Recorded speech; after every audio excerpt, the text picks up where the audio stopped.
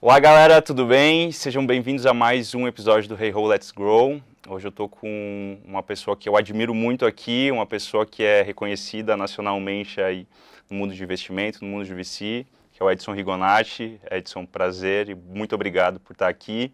Só fazendo uma apresentação rápida, o Edson é sócio da Astela. A Astela já investiu em várias startups, em algumas que provavelmente vocês conhecem, Resultados Digitais, OMI, Culture Rocks, ClickSign, enfim, depois você pode comentar um pouquinho mais dessas e das outras. Considerado o rei dos playbooks também por muitos empreendedores, né? Para desgraça de muitos. E para alegria de muitos também, né? Então, inclusive tem um podcast que é sensacional, junto com o Daniel Chalfon, que se chama Playbook, e inclusive todo mundo que ainda não ouviu, por favor, pesquise, que vai ser muito bom, vou deixar nos links aqui. Autor do livro A Jornada do Empreendedor, também um sucesso, super recomendado. E guitarrista, ex-guitarrista.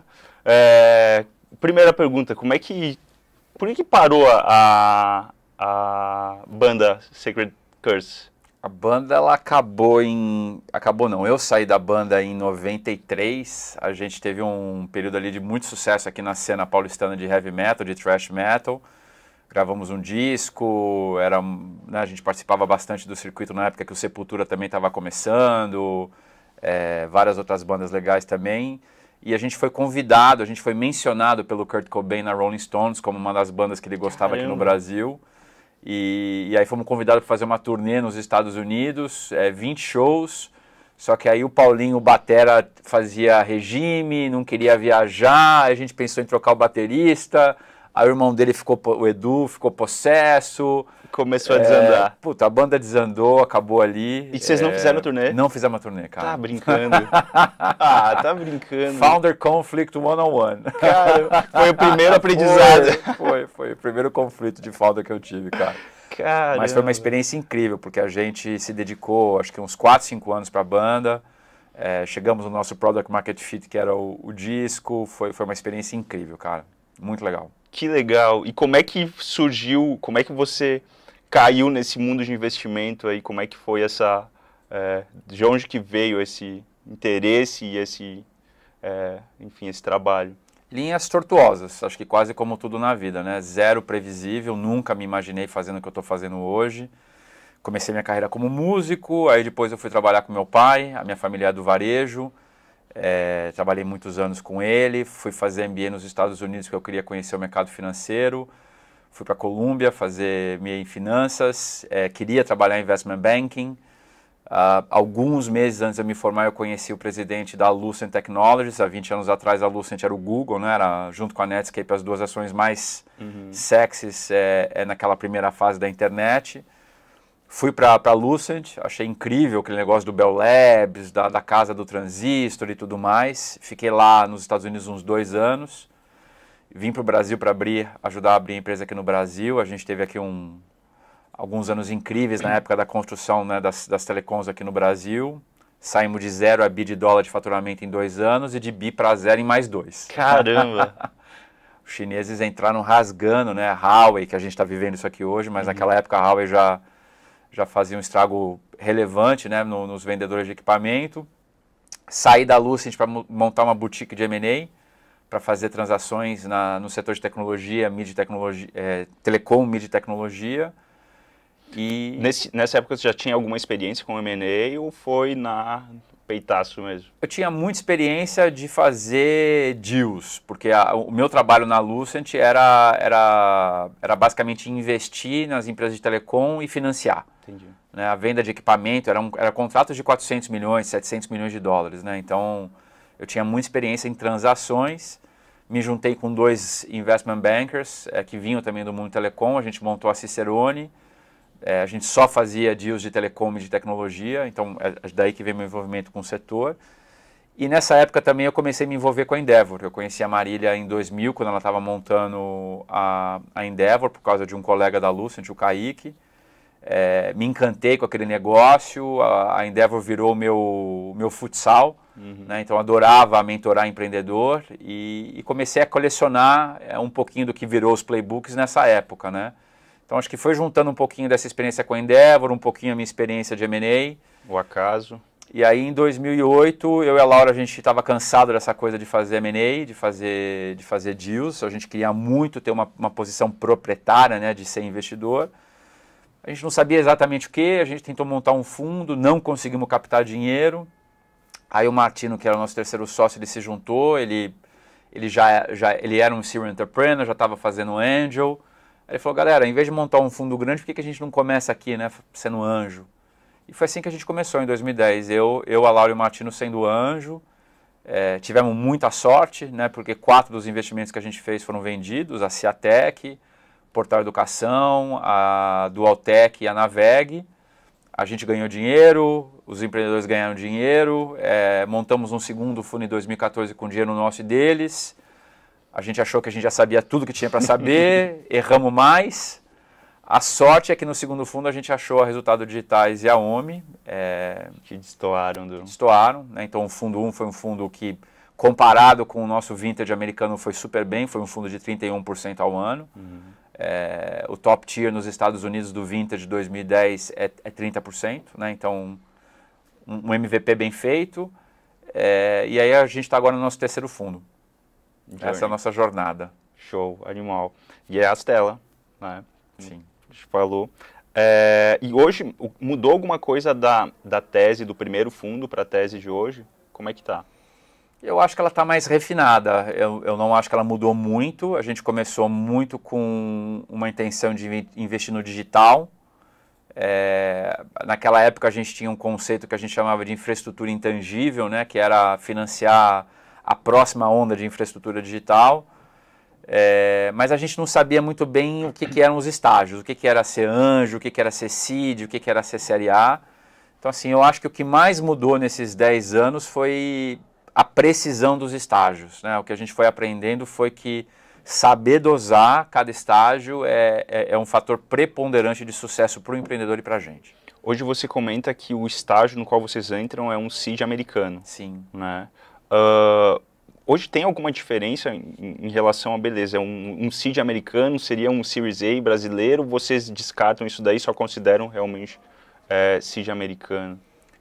A gente não gosta de usar o termo Série A brasileiro porque confunde os empreendedores, especialmente nas rodadas subsequentes, né? Porque como a gente depende do dinheiro dos fundos americanos para fazer late stage, quando você chega se apresentando para um fundo falando que você é uma série mais avançada do que você realmente sempre causa um conflito cognitivo.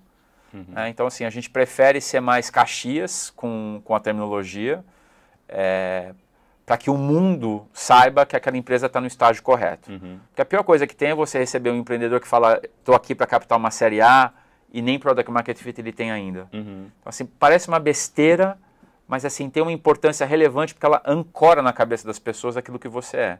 Então, assim, tem muita variação, né, do que é anjo, o que é pre-seed, o que é seed, série A, mas a gente procura encaixar isso dentro de algo que seja palatável, entendível e fácil dos outros fundos entenderem também. Termos internacionais, né? Mas assim, não é consenso. Tá? Você vai falar comigo, eu vou te falar uma coisa, a Monax vai te falar outra, a Redpoint vai te falar outra, a Kazek vai te falar outra, a Bessemer vai te falar outra. Então, assim, é confuso por natureza, a gente tenta ser um pouquinho menos confuso. Entendi. Então, hoje, o estágio que vocês atuam é seed, considerando que o empreendedor já encontrou o Product Market Fit. A gente acha mais bonito falar Product Market Fit do que falar seed. Entendi. Né? Porque às vezes o cara precisa de um anjo, precisa de um pre-seed, precisa de um pre-seed extension para chegar no seed. A gente gosta muito de comparar a jornada do empreendedor com a jornada de alguém que vai subir o Monte Everest. Né? Então, você sai do aeroporto, que é o anjo, pre-seed, você chega no base camp, que é onde a gente está. Para a gente, o base camp, você já tem Product Market Fit. Aí você vai para o P1, P2, P3, Summit. Então, a gente acha essa uma analogia mais relevante para o dia a dia do empreendedor, né? Para ele entender que ele já chegou, ele já tem produto, ele já tem um canal de distribuição, ele já tem um time, ele já tem a unidade básica de crescimento e agora sim está na hora de partir para a escala séria. Legal. E para vocês, o que seria encontrar, qual que é a definição de encontrar o Product Market Fit? Ela também não é uma definição totalmente matemática e precisa, né? Exato. Mas ela tem algumas características. Eu acho que as 3 principais características temos um produto que cumpre a sua função, né? Então, tem gente usando, tem gente que depende desse produto, usa esse produto e paga por esse produto, né? Para a gente, para a Astela, monetização é um elemento primordial do Product Market Fit. Sei como eu vou ganhar dinheiro. Então, pode ser 10 pessoas, pode ser 100 pessoas, pode ser 1000 pessoas, mas tem que existir um universo de pessoas que dependam daquele produto. Então, o valor do produto está comprovado e a capacidade da empresa capturar valor com esse produto, porque ela cobra e tem margem bruta, está comprovada. Então, produto provado. 2, existe um arquétipo de máquina de vendas, existe um arquétipo de como que essa empresa vai vender. Como que ela gera lead, né, da onde vem o lead dela e como que ela vende. As empresas elas podem vender pessoalmente, né, fazendo venda consultiva, pelo telefone fazendo insight sales, através de outras empresas que são os canais, ou na internet, que é o que a gente chama hoje de Product-Led Growth. Então assim, qual que é o formato de venda?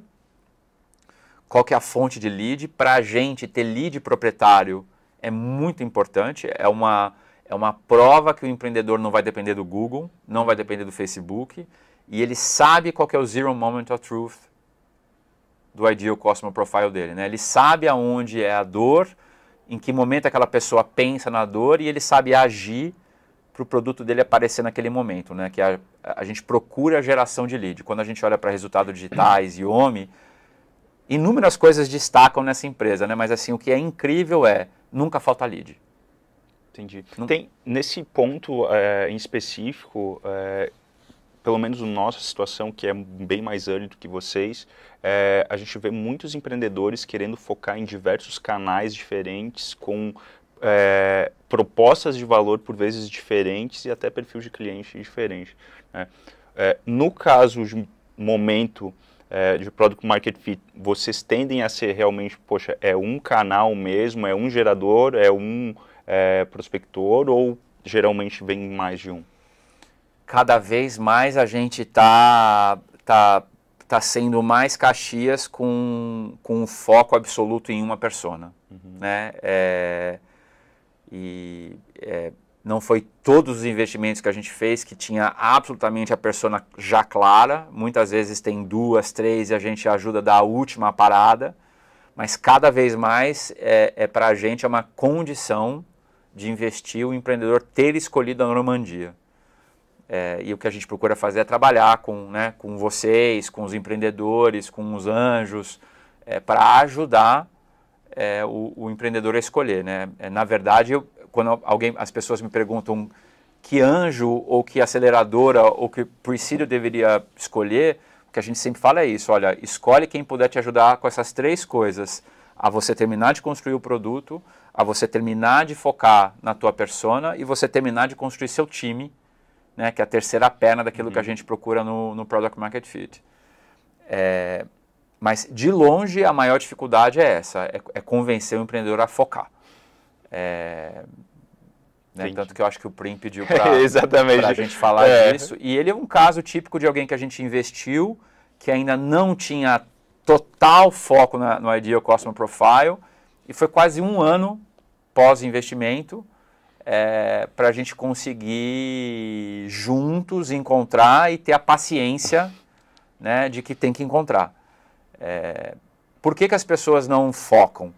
Medo de morrer, né, medo de escolher o errado, e a chance de você morrer quando você escolhe a Normandia é alta. Mas se você não escolhe, a chance de você ser medíocre é muito alta. Sim. Porque é muito difícil escalar. Sim. Né? Então a gente passa muito tempo e a gente tem tentado aprender com o Prim, com o Kiko na Culture, com o que a gente já viveu com a RD e com a OMI, a ajudar o empreendedor. Porque não adianta você só falar, né? Você tem que sentar junto e mostrar. O exercício que a gente tem feito cada vez mais com os empreendedores é o exercício do Geoffrey Moore, que ele apresenta no Crossing the Chasm. Ele tem um capítulo específico para isso, com uma série de critérios para você poder olhar para todas as personas, para todas as situações, e você, de uma maneira qualitativa, mas com um pouquinho de quanti, tentar justificar o foco, né?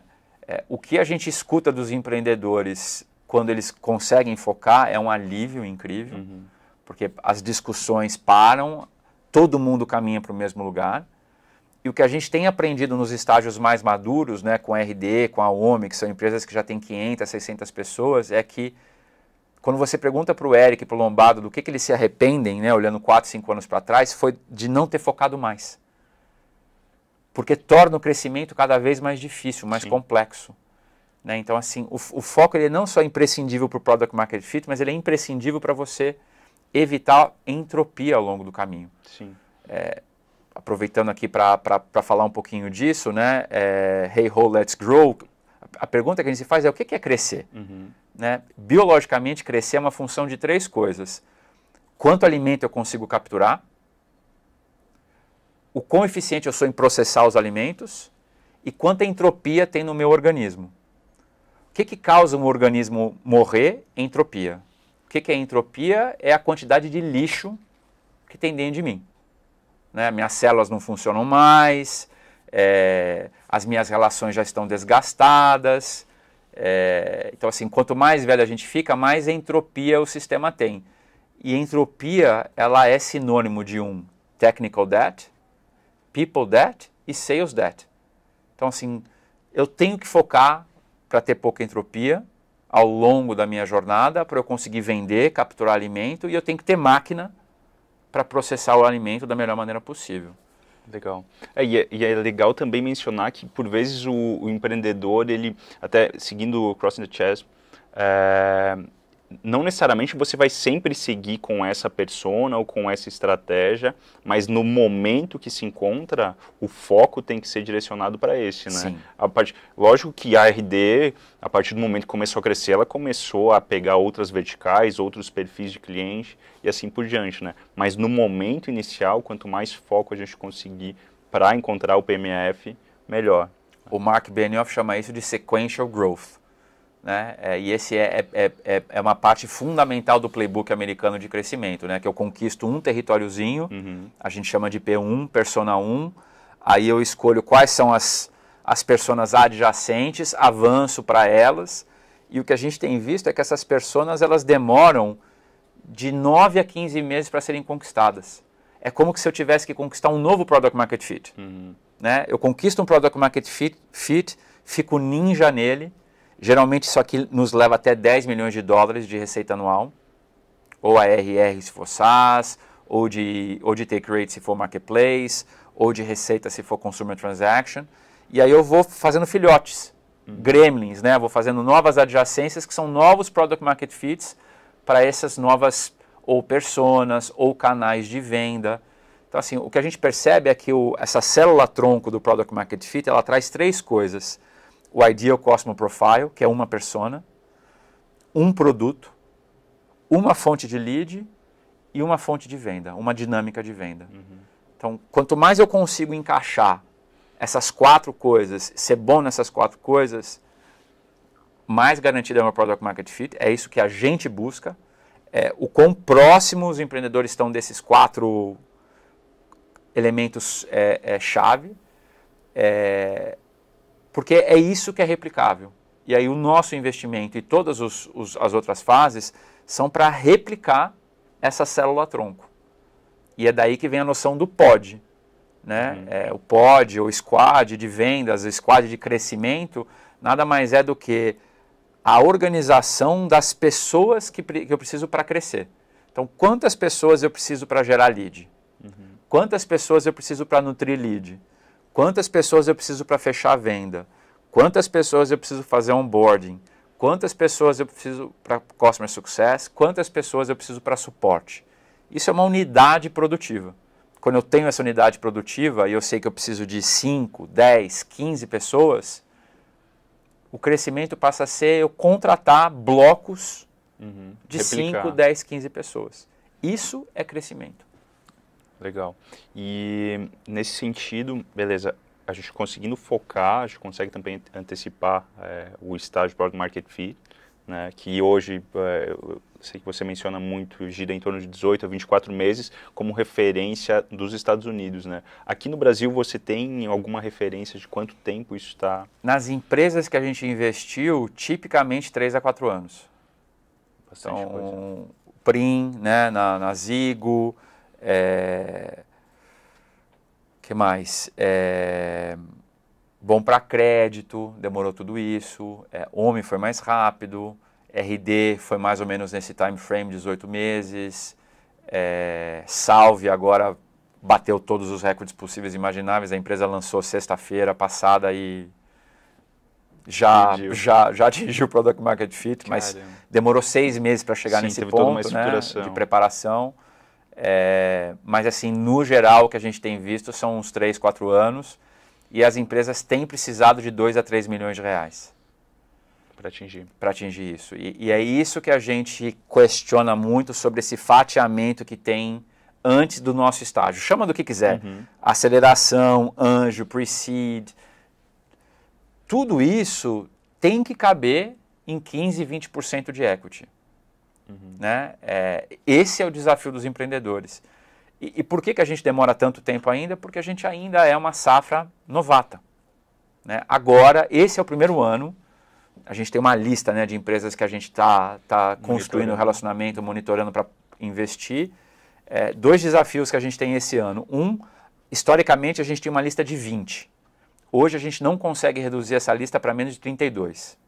É uma briga entre os sócios. Né? Mais da metade desses 32 são second timers. Que bom. Né? Problema bom. Excelente. Né? Então, com essa experiência, a gente está vendo esse tempo reduzir. Então, quanto mais experiente é o empreendedor, é o time, menos tempo demora para o Product Market Fit. A pergunta é, se eu não tenho experiência nenhuma, o que eu faço? Eu espero a minha vida passar? Né? Vou trabalhar em outro lugar para depois empreender? A resposta que a gente dá é não, tenta. Às vezes dá sorte. Né?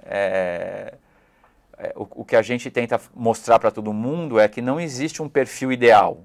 Existe um grau de maturidade ideal. Todo mundo é capaz de chegar nesse grau de maturidade ideal. Né? A questão é quanta pista ele tem, qual que é a velocidade de aprendizado que aquela pessoa, aquele time tem para conseguir, né, chegar nesse ponto que a gente acha relevante para a escalada. Legal. E beleza, cheguei no PMF ou tenho um cheiro de PMF. E agora, o que eu faço para... o que é imprescindível para eu começar uma rodada de captação, começar a conversar com a Astela, começar a conversar com investidores? Essa conversa tem que começar muito tempo antes. O que a gente tem percebido ao longo da jornada, primeiro o empreendedor ele tem que entender que fundraising é das principais atividades dele para o resto da vida. Então o empreendedor ele tem que fazer 4 coisas: fundraising, estratégia de produto, estratégia de venda e estratégia de gente. Né? Então, o cara tem que saber vender a empresa dele para investidores, tem que saber construir o produto, tem que saber vender para cliente, tem que saber vender para talento. Vender e produto. Né? 3 vendas para um produto. Isso colocado na mente, o empreendedor tem que ser profissional nessas 4 coisas. Tem que virar ninja de fundraising. E fundraising é relacionamento. Não é fazer pitch bem feito? Mas é se relacionar com o sócio que está olhando ele, é olhar os sócios do sócio, é olhar os empreendedores do sócio, é olhar os investidores do sócio. Porque no final das contas, a tomada de decisão não é única, não tá em mim, né? Na Astela a gente decide em time. Então, eu tenho que estar apaixonado por alguma coisa e tenho que convencer meus sócios que a minha paixão é legal. Então, assim, é um trabalho de vários convencimentos, né? Não é um trabalho de um dia, não é um trabalho de um pitch. Então, o empreendedor ele tem que buscar desenvolver o relacionamento 1 ano, 2 anos antes do momento da captação. Então, assim, ele tem que vir falar comigo, ele tem que vir falar com os meus sócios, com outros fundos, o dia que ele resolve empreender. Falar, olha, tô aqui, existo, é isso que eu vou fazer, esse é meu plano, o que você acha? Olha, acho que você tem que olhar para isso, olhar para aquilo. Daqui 3, 4 meses o cara volta e fala, olha, você me falou isso, olha o que eu fiz, olha onde é que eu tô. O que mais você... Né? A gente gosta de ter essa conversa, a gente gosta de desenvolver esse relacionamento. A maioria dos fundos acho que gosta também. A grande questão é o tempo, né? Ou seja, como é que a gente faz e os outros fundos fazem para ter essa conversa escalável. 300, 400 outras pessoas que querem ter essa conversa ao mesmo tempo, né? Então, assim, algum filtro a gente tem que usar. Porque não dá, né, para você humanamente conseguir ter esse tipo de relacionamento profundo com todo mundo. E qual que é esse filtro que vocês utilizam hoje? A gente usa experiência. Né? Ou seja, o quão maduro a gente acha que aquele empreendedor está e o time está. Né? Então, se a história daquele empreendedor é interessante, se o time dele é interessante, para aquilo que ele está fazendo, né? Ou seja, é aplicável para aquilo, as 10 mil horas de vida daquela pessoa estão intimamente relacionadas àquele tipo de desafio, a gente acha que a gente consegue ajudar de alguma maneira até chegar no ponto da gente investir. Tem algum exemplo de empreendedor que chegou tão maduro na questão de, beleza, fiz 10 mil horas, aí tenho 10 mil horas de bagagem, mas também no outro oposto, poxa, sou o primeiro a querer desbravar esse Everest e, assim, que você viu algumas características em comum de ambos, porque eu tô querendo pensar o seguinte, beleza, se eu conseguir ter um track record, muito mais fácil, você comentou desses 32 empreendedores aí que estão na segunda jornada, já fizeram o seu exit, já fizeram... Ou falharam, exatamente. A maior parte deles falhou. Ou falharam, mas enfim, com muito aprendizado, né? Mas tem algumas características em comum que você consegue identificar? Tem. Primeiro é a paixão pelo problema. Né? Assim, você sente a exuberância da pessoa quando ela fala do problema, quando ela fala do cliente, quando ela fala, né, do que ela tá fazendo. Isso não quer dizer que a pessoa tem que fazer aquela coisa ridícula, né, de falar, vou mudar o mundo, né? Utópico. Utópico, né? Assim, você sente a paixão na pessoa, o tesão que ela tem por aquilo que ele está fazendo. Isso é muito óbvio. A segunda coisa, quando não é tão óbvio, porque tem gente que tem uma personalidade mais contida, você não sente, né? Se aquela pessoa está curtindo ou não está curtindo. Mas a segunda derivada disso é a vontade de aprender. Quando a pessoa gosta daquilo que está fazendo, ela faz qualquer coisa para aprender. Né? E aí a pessoa escuta, a pessoa pesquisa, a pessoa discute com você, argumenta com você de uma maneira legal, sem tentar te convencer de nada, faz lição de casa, volta. A gente chama isso de Learning Agility. Então, assim, acho que de todas as características que a gente pode mapear numa pessoa, num time, acho que Learning Agility, para a gente, é a principal. Assim, não tem nada mais legal do que você ter uma conversa com uma pessoa e você sugerir alguma coisa, no dia seguinte ela te volta e fala, olha, pensei nisso, olha o que eu fiz. Né? Você me apresentou um empreendedor do teu portfólio, a gente teve uma conversa,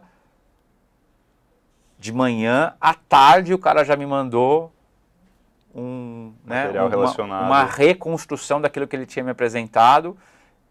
Eu mandei mais informação para ele à noite. No dia seguinte de manhã, quando eu acordei, já tinha uma outra. Eu falei, cara, né? E quem sabe a gente vai investir. Mas assim, é esse tipo de coisa que a gente busca. Legal, animal.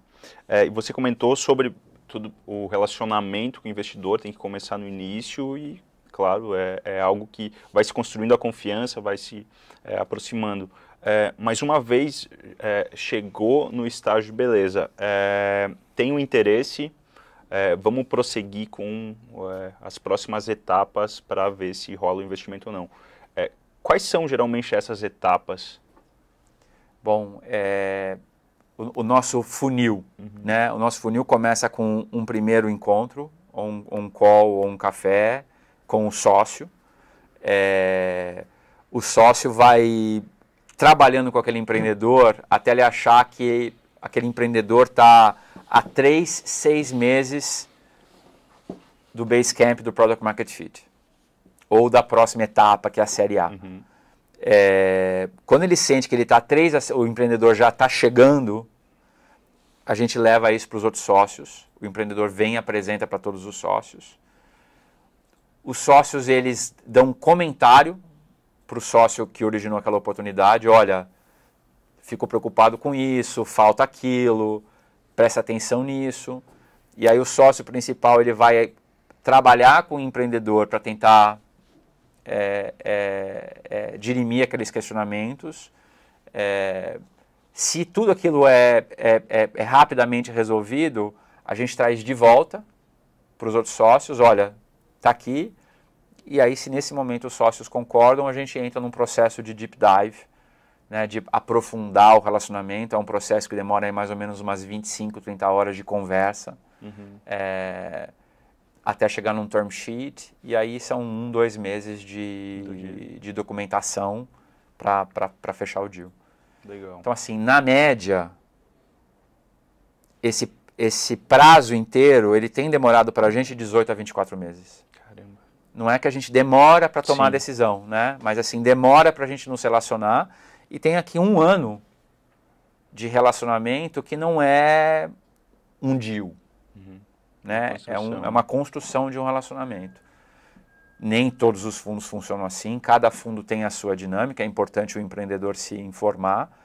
O que a gente costuma dizer é, faça uma lista dos fundos que você acha legal, conversa com 1, 2 investidas desses fundos, né? Quer saber das telas? Puta, não tem ninguém melhor do que o Eric, o Lombardo, o Kiko, o Prim, o Dani Junvinski, para falar como foi, como é que é, como olhar.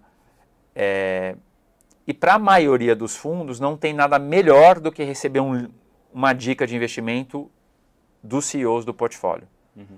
Né? É a melhor fonte de referência que um empreendedor pode ter. Né? Ter certeza que ou um investidor, ou um empreendedor, ou um investidor do fundo traz aquela recomendação. Legal. Vocês auxiliam o empreendedor também na construção dessa, vamos chamar de tese de captação, né, no qual, beleza, onde é que eu vou alocar, o quanto que eu vou precisar, para quanto tempo, qual que é o meu runway, vocês ajudam nessa construção também? Muito. Até porque faz parte do dimensionamento para a gente ter certeza que a gente vai conseguir sair do Basecamp e chegar no P1. Então, assim, a nossa ótica no seed, no Product Market Fit, é o que é necessário para que na próxima rodada a Stella mesmo lidere a próxima rodada, né, a Série A, que é uma coisa que a gente já consegue fazer hoje, ou outros fundos tenham interesse por esse ativo, né? Então, como que em 18, 24 meses a gente faz o primeiro triple-triple? Para isso, a gente precisa ajudar o empreendedor a dimensionar, principalmente, quantas pessoas ele tem que trazer para dentro de casa nesse período. E é por isso que o pod, para a gente, é tão crítico. Tipicamente, do que a gente investe, 60% vai para os pods, que é marketing, vendas e customer success, 30% para as equipes de produto e 10% para as equipes de back-office. Então, isso tudo vira um plano de contratação. Porque se eu preciso de 10 pessoas para vender 50 mil reais novos por mês, é uma questão de quanto tempo demora para contratar essas 10 pessoas, quanto tempo demora para essas 10 pessoas ramparem, e se vai ter churn ou não vai ter churn de gente. Né? Sim. Então, assim, no final das contas, é um grande plano de contratação de 18, 24 meses. E aí a pergunta volta para aquelas 4 pilares do empreendedor, né? Ele soube fazer fundraising, ele construiu o produto, ele está sabendo vender, ele vai saber trazer gente em escala, que é a bucha, né? É o principal gargalo do crescimento, depois do Product Market Fit, é contratar. Com certeza. E nesse sentido também, como é que funciona geralmente as negociações? Porque eu vou colocar do nosso lado o que a gente vê com muita frequência, né? Principalmente os empreendedores que já estão captando novas rodadas, bem superior ao cheque do Darwin. Eu não sei qual que é o meu valuation, eu não sei como calcular, se eu já consigo colocar algum múltiplo ou não, o que o meu intangível influencia nesse valor. Como é que funciona a dinâmica com vocês? Claro. A gente olha para valuation com uma grande... uma perspectiva de longo prazo. Qual que é a beleza do Venture Capital? A beleza do Venture Capital para o investidor e para o empreendedor é que preço não é preço até o final da jornada. Quando a gente faz uma rodada, a primeira coisa que é importante, que eu explico isso para os meus investidores, é quando você investe numa startup, não existe ativo, não existe empresa. A gente está investindo na opção daquilo virar uma empresa. Então não existe análise de valor. Existe uma grande aposta que é possível essa empresa virar alguma coisa legal, e se ela virar alguma coisa legal, eu vou poder botar mais dinheiro nessa coisa legal. E se essa coisa legal ficar ainda mais legal, eu vou poder botar mais dinheiro ainda nessa coisa ainda mais legal. Isso, no mundo financeiro, a gente chama de option pricing. O termo técnico para isso é black and shows. Né? Eu tenho uma opção, uma call option, eu estou comprando uma call option atrás de call option. Então, eu não estou avaliando um ativo, eu estou avaliando uma oportunidade disso vir a se tornar um ativo. Então, o que isso quer dizer? Isso quer dizer que o preço para a gente, que a gente fecha hoje, ele está sujeito a várias cláusulas. Boas para o investidor e boas para o empreendedor. Então, assim, eu peço price protection, eu peço liquidation preference. Então, assim, se o valor que eu pagar hoje estiver muito alto e o empreendedor errar no sonho dele, lá na frente eu vou ter uma correção para mim. E eu emito stock options, deixo stock options em tesouraria, para que se eu errar para baixo e o empreendedor entregar muito mais daquilo que a gente acha, a gente devolva para ele. Então, assim, tudo isso mexe em preço de uma maneira que não adianta você ficar gastando muito tempo agora para falar se é 5, se é 10 ou 20 milhões de reais por money. O que interessa é quais são os termos de ajuste ao longo do tempo. Né? Então, assim, a gente gasta mais tempo tentando explicar isso para o empreendedor. A gente dificilmente entra em conflito com o empreendedor. A gente tem duas páginas de slide no SlideShare mostrando todos os termos e condições, quando que ele é favorável para o empreendedor, quando que ele é favorável para o investidor e quando que é no meio do caminho. Então, assim, o mapa está claro e a partir dali a gente tenta ajustar a dinâmica dado o estágio do empreendedor para garantir que essa coisa funcione, porque não adianta eu ser muito guloso agora, o empreendedor ser muito guloso agora, porque quem errar, a próxima rodada, você estraga tudo, entendeu? Então, assim, a beleza do stage financing é que você está no jogo por muito tempo. Então, não adianta o empreendedor achar que vale muito. Eu nunca discuto valuation. Se o empreendedor vem com valuation absurdo, eu descarto, porque o cara não pensou a respeito. Se ele vem com um valuation alto, eu falo, cara, tudo bem, mas olha só o que você está fazendo e olha o que eu vou te pedir para esse preço. Em vez de pedir um liquidation preference de uma vez, eu vou te pedir liquidation preference de 2 vezes.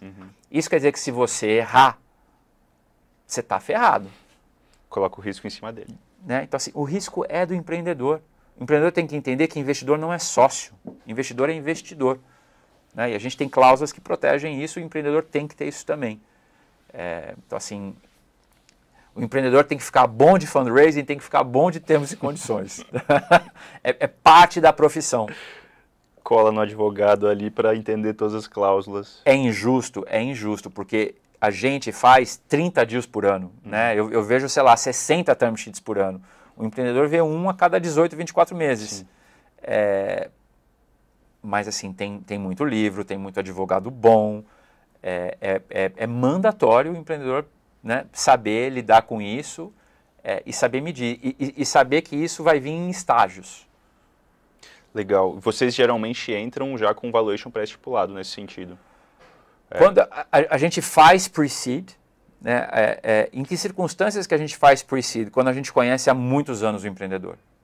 Então, por exemplo, o Dani Junvisky na Salve, eu conheço ele há 10 anos. O dia que ele ligou e falou, cara, vou montar isso aqui, eu falei... Vamos conversar. Não falei nem vamos conversar, eu falei, eu vou investir, né? E a gente investiu sem nada.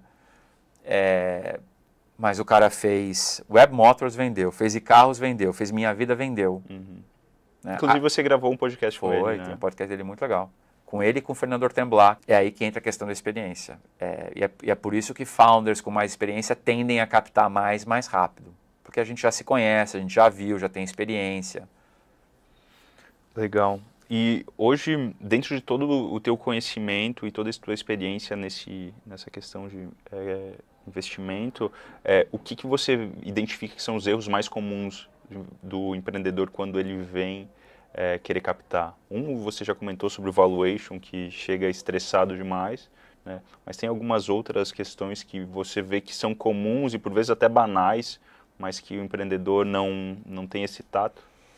Cara, assim, o pessoal tem sido cada vez mais profissional, acho que todo mundo já está, né, já tem tanto conteúdo, já tem tanta coisa, recebem tantas orientações, né, de vocês, dos anjos, que a gente tem visto, assim, poucas barberagens.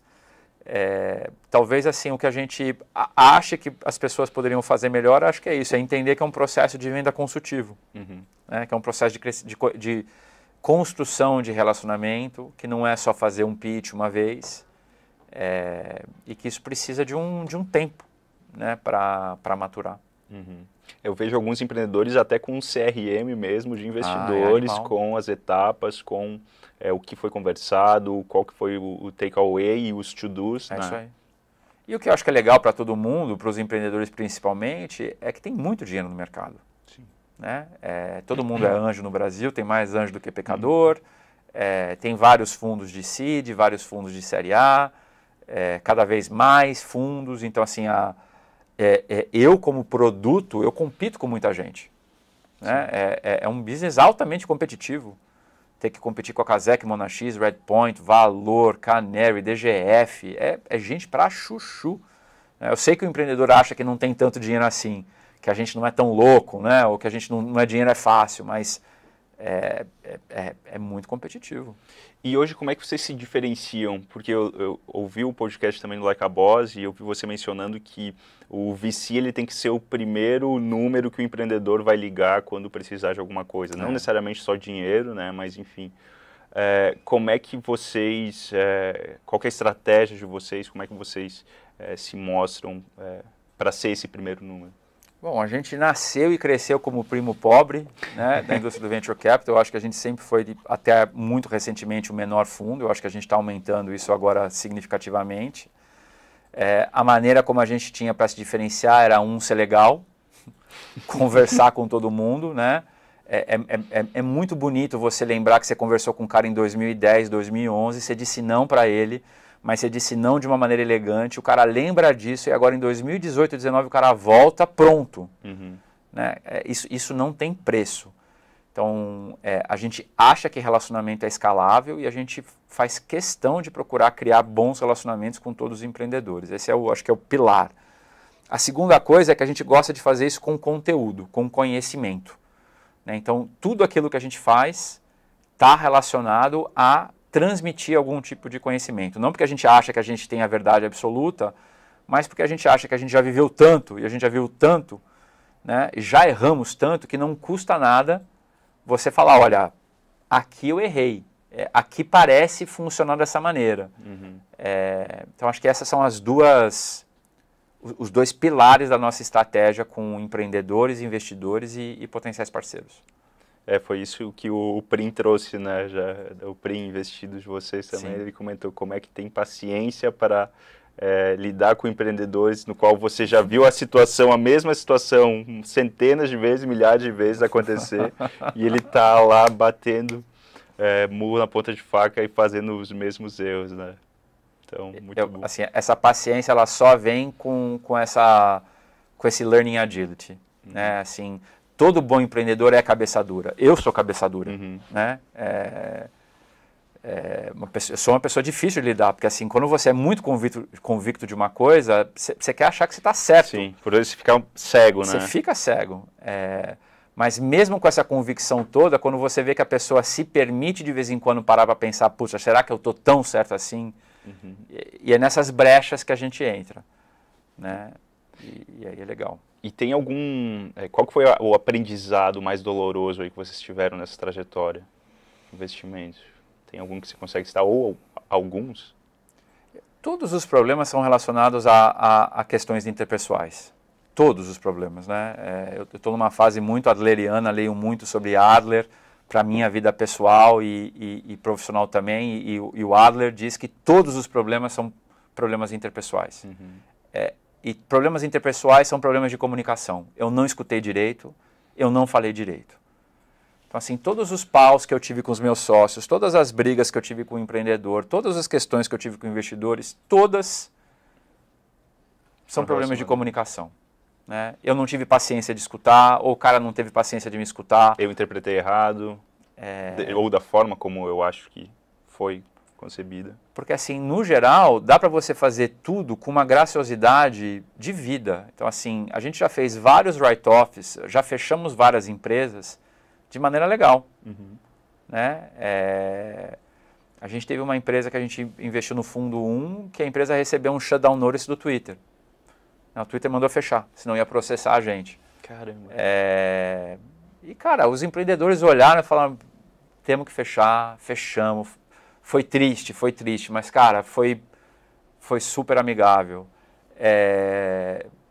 Smart Bill, que ela queria fazer unicórnio, queria, não deu, erramos em várias questões, olhamos para a situação e juntos chegamos num ponto comum, né, vendemos a empresa para a Vindi, aconteceu. As situações que a gente se arrepende são aquelas situações que a coisa acabou de um jeito que deixou um gosto amargo para os dois lados. E aí o relacionamento fica fragilizado. Fica. Né? Então é isso que a gente procura evitar, né? Então, cada vez mais a gente entende que toda vez que existe um ponto de tensão, tem alguma coisa errada na comunicação. E aí como que a gente faz? A gente tenta trocar de interlocutor. Então, assim, às vezes eu tenho um problema com o empreendedor, a relação não está indo legal, aí a gente troca. Vai a Laura, vai o Chalfon, vai o Sato. Às vezes a coisa estressa na relação com o Chalfon, então eu entro mais em cena. Às vezes só mudar a interlocução ajuda um pouco. Já ajuda o contexto. Legal. Eu vi que você também compartilhou alguns materiais sobre estoicismo nesses últimos tempos. Verdade, tenho lido bastante sobre isso também. Ah, legal, eu sou apaixonado por isso, eu acho que ajuda... O que você está lendo?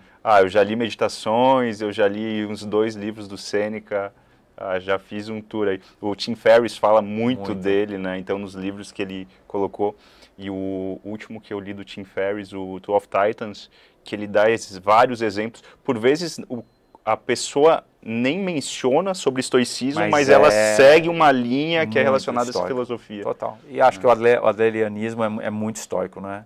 E eu, além de ler Adler, The Courage to be Disliked, dia sim, dia não, eu leio todo dia o diário de um estoico. Legal. É muito legal você começar teu dia ou terminar um dia com um pensamento estoico e refletir no teu dia. E ele tem um podcast agora, não sei se você Sério? Não sabia. Procura no Spotify que ele tem um podcast que são sempre questões de pílulas, assim, 2, 3, 4 minutinhos e ele traz algum pensamento. Eu acho que esse business de pílula é incrível, assim, eu adoro. Eu acho que em algum dia vai ter um super app de pílula de vida, sabe? Porque assim, a gente precisa consumir esses tipos de pílula para tudo. Para namorar, para filho, para sócio. Se tiver qualquer startup aí nessa área, eu acho que isso vai ser killer. E é legal porque um dos pontos que até esse cara do Daily Stoic, ele fala que o livro Meditações, né, do Marco Aurélio, é bem famoso sobre esse assunto. E ele fala, toda vez que você lê esse livro, você aprende algo diferente, você interpreta de forma diferente. Sempre. Né? Porque é o teu momento de vida que vai ditar a forma como você entende aquela mensagem, né? O que eu tenho vivido, que eu acho muito legal, é como que você vive essas coisas com outras pessoas. Né? Porque assim, você só consegue de fato colocar isso em prática nos teus relacionamentos. Então assim, para mim hoje em dia como que eu uso estoicismo, como eu uso Courage to be Disliked com os meus sócios, com os meus filhos e com a minha namorada. Né? Então, eu acho que você precisa dessa relação para você poder ver, aprender e não pode ser uma coisa só sua. Sim. E o aprendizado também tem que estar do outro lado para também receber isso da mesma forma, Sim. né? Cara, total. Animal. Bate-bola agora. A gente estava falando de livro e de filosofia e tudo mais. O primeiro pergunta é sobre qual que é o teu livro de negócio favorito. Cara, meu livro de negócio favorito você vai achar muito bizarro, mas é Story. Robert McKee é um dos principais escritores de Hollywood. E ele é o professor de como se escreve um roteiro de Hollywood. E o livro dele, Story, ele conta como construir uma história, né? Quais são os building blocks, qual que é o playbook de uma história. E isso, cara, para mim é útil em fazer pitch, é útil em montar plano com os empreendedores. Venda. É a minha maior referência para o dia a dia de negócios, é construir histórias, storytelling. Você fala muito também nos conteúdos que produz sobre a jornada do herói, né? Sim. É vinculado também ao livro? Na verdade, essa referência vem do Joseph Campbell. Eu sou um cara mais velho, né? Já tenho 48 anos de idade, eu sou da época do Star Wars. E o Joseph Campbell foi quem ajudou o George Lucas a construir o arquétipo, né, da história. É o cara que escreveu O Poder do Mito e foi o primeiro cara a ter mapeado de verdade, depois de Jung, essa coisa da história da jornada do herói. É um livro incrível. Animal. Joseph Campbell vale muito a pena. O Herói de Mil Faces, O Poder do Mito, são livros, assim, para todo empreendedor, a gente se olha lá e fala assim, cara, sou eu hoje. Se identifica, né? Tem alguma ferramenta, algum aplicativo favorito? Não. Uso tudo, cara. Desde Slack, eu não vivo sem Feedly. Talvez Feedly para mim seja a grande ferramenta, é o lugar onde eu agrego todo a minha, eu não digo nem necessidade, é compulsão, né, de consumo de conteúdo. Legal. Usa o Airtable, você vai gostar. Você falou disso hoje, eu adorei, vou testar. Vai gostar, vai gostar. E já relacionado ao Feedly, quais são as fontes de conteúdo que você mais utiliza? Seja site, seja newsletter, seja... Meus principais são outros blogs. Eu não tenho assim grandes veículos de comunicação no meu feed, mas todos os principais VCs... Eu acho que os investidores, eles são os filósofos da nossa era, né? Então, desde o Warren Buffett até a gente, eu acho que os investidores estão criando um bojo de conhecimento de vida que eu acho que a gente precisa para levar isso adiante. Então, eu diria que 80% do meu feed é blog desses caras. Desde Farnham Street, né? Warren Buffett, Charlie Munger, até todos os VCs dos Estados Unidos, os VCs brasileiros, chineses que eu sigo cada vez mais. Show. São minhas principais fontes. Show. Fala mandarim ou tá em inglês? Inglês. E tem algum empreendedor que você admira, assim, que acompanha, que vê como referência hoje? Cara, eu acho que para mim o Eric é uma referência incrível, porque foi por causa dele que eu entrei nessa coisa de playbook, né? Foi junto com ele que a gente descobriu o David Scott, do Matrix Partners, que foi o primeiro cara que chamou de Sales Machine, e aí daí acho que virou todas as outras máquinas. É de longe o empreendedor que está mais avançado naquilo que a gente já investiu, então é um cara que eu consigo aprender e replicar para os outros empreendedores. Então assim, acho que hoje para a gente é a nossa grande referência aqui no Brasil, e é um cara global já, né? Então... Sim. Animal.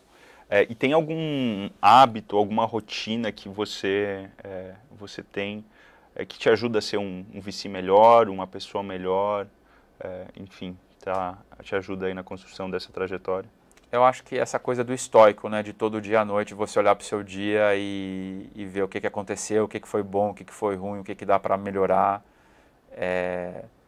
Estou numa jornada pessoal muito intensa, né, de redescoberta. Não sei se tem a ver com a minha fase de vida ou a fase de eu ter me divorciado, separado e tal, um novo relacionamento, meus filhos, meus sócios. Então, assim, tem sido 2 anos assim intensos de mudanças pessoais e acho que você precisa de alguma base. E acho que essa coisa do meditar diariamente sobre o teu dia tem sido é a melhor maneira de conter minha ansiedade, porque eu sou uma pessoa muito ansiosa. Quem que não é? Hoje em dia, né? Caramba! É engraçado porque essa semana eu tava falando, eu e o Hugo, a gente saiu pra jantar, que o Hugo é nosso psicólogo aqui, né? É bom ter um cara dentro de casa, né? né? E tava os dois, um chorando as pitangas pro outro sobre, poxa, a gente até brincou crise dos 30 agora, né? Mas é legal, porque, enfim, é bom porque a gente sempre tem que estar refletindo sobre... E você precisa ter pessoas perto de você que te promovam isso, né? Eu tive muita sorte, tenho muita sorte de estar namorando uma pessoa que é muito focada em desenvolvimento pessoal. Uhum. Isso te força no dia a dia você se desenvolver de uma maneira que de outra maneira você não faria. Então, às vezes cutuca ali na ferida exatamente. Para doer um pouquinho mais agora, mas sarar mais rápido. É isso aí. Show. Rigonati, brigadão. Imagina, adorei estar aqui com vocês. Foi muito legal, muito bom mesmo. O que eu puder fazer para ajudar vocês e teus empreendedores vai ser um prazer. Show, digo mesmo. Pessoal, obrigado por ter ouvido, assistido até aqui. Espero que vocês tenham gostado e até a próxima. Valeu. Obrigado.